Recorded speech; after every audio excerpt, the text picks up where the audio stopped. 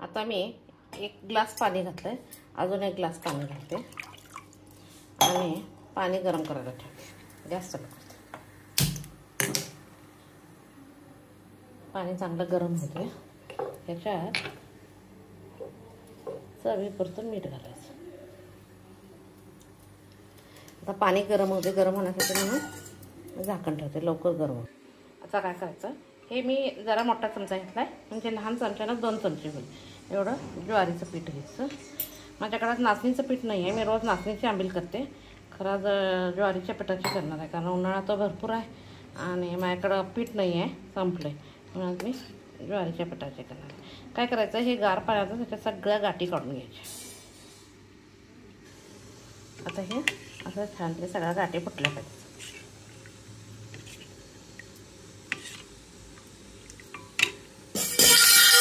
पाण्याला चांगली उकळी यायला लागली, तरी पण काय करायचं, थोडंसं पाणी काढून ठेवायचं. परत लागलं तर घालता येते. जरा छान उकळी येऊ दे.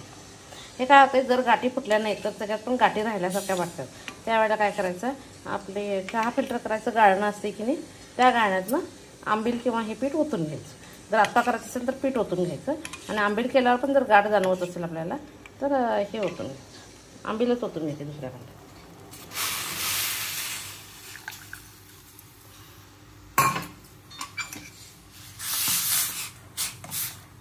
आता याला असं छान उकळी येऊ द्यायचं. मीठ घातलेलं आहे. त्याच्यानंतर आलं, लसूण आणि एक अर्धीच हिरवी मिरची. जर आवडत नसेल तर नाही घातली तर चालते. अर्धी हिरवी मिरची घालायची, टेस्ट येते. आणि कोथिंबीर पण आता आंबील उकळी यायल्यावर बंद करायची आणि ह्याला गार होऊ द्यायची पूर्णपणे. पूर्ण गार झाल्यानंतर ह्याच्यात ताक मिसळायचं. आलं, लसूण वगैरे काय काय, कोणतरी बारीक कांदा पण किसून घालतं आहे. म्हणजे आपल्याला काय आवडत असेल ते घालायचं. त्याला छानपैकी उकळी असं हलवत राहायचं. हलवलं नाही तर मग काय तर गाठी व्हायला लागतं. आता काय माझी गाठ झालेली नाही आहे. जर तुम्हाला गाठ झाल्यासारखी जाणवलं तर मस्तपैकी चाळणं, फिल्टरनं, चहाच्या फिल्टरनं गाळण्यानं गाळून घ्यायचं.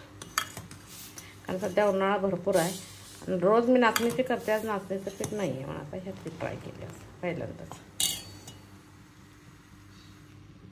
अशा छान अशी उकळी येऊ द्यायची. आता गॅस बंद केला आहे. आता गार होऊ दे, तोपर्यंत मी ताक करून घेते. आता आंबीला पूर्ण गार झालं आहे.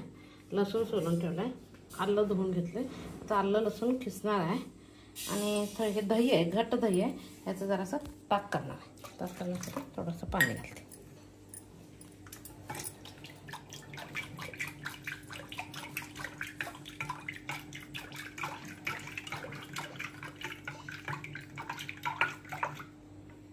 ताक झालं.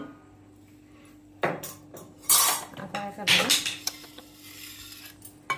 पहिल्यांदा आलं खिसून घ्या.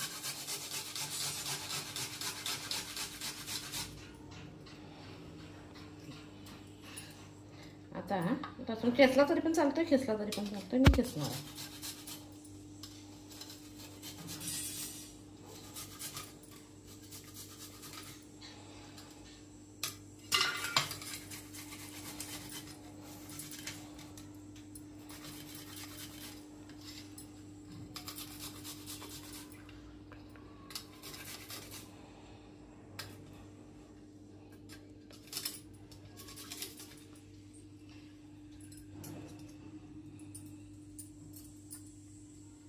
आलं लसूण घालून झालं. आता ताक घाल.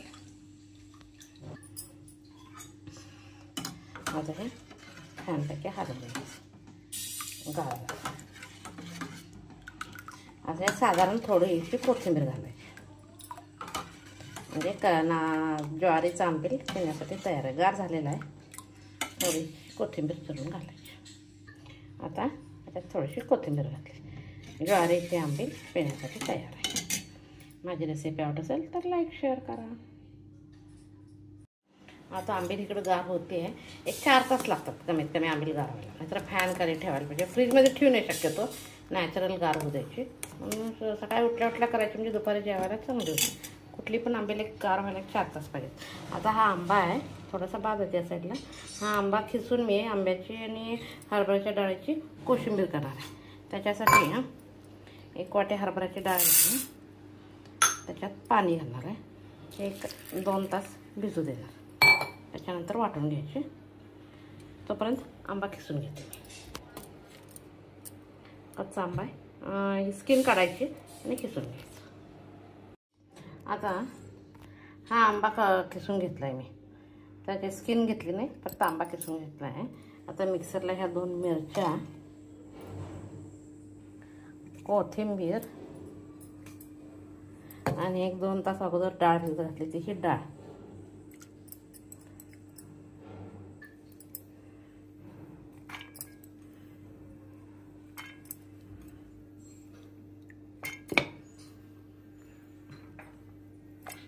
त्याला कैरीची कोशिंबीर म्हणतात किंवा कैरीचा चटका म्हणतात. त्यात चवीपुरतं मीठ घालायचं आणि मिक्सरला बारीक करून घ्यायचं.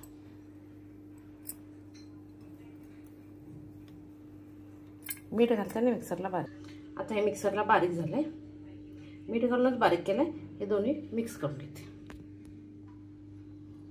थोडीशी कोथिंबीर घालून कैरीची कोशिंबीर खाण्यासाठी तयार आहे. त्यावर फोडणी द्यायची असते, जिरे, मोहरी, लाल मिरची, कडलिंब.